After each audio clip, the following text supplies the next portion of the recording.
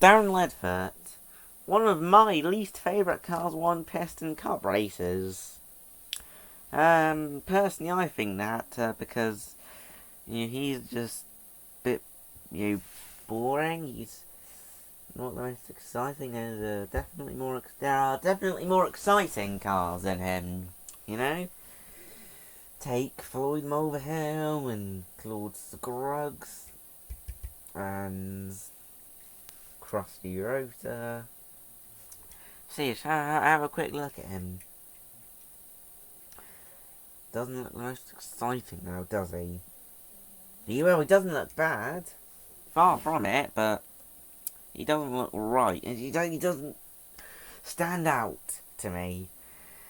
Now, as you can probably see, he races for Shiny Wax, number 82, and he actually was one of the racers in Cars 3, which is a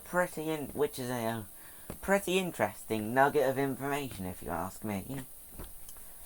Now, his model did change for Cars 3, but this one, being the Cars 1-1, is an Axlo Fission.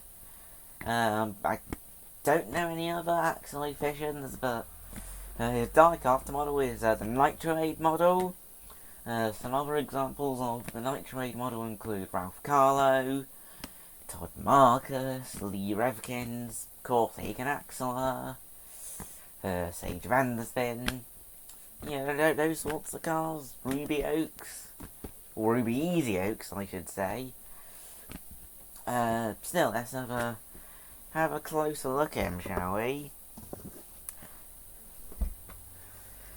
So, we've got grey rims with black Lightyear tyres. Number 82, contingency sponsors are all the same. I don't know why I'm playing with the wheel. Remains a mystery, even to me. Still looking at the roof, it looks like got some lines or curves.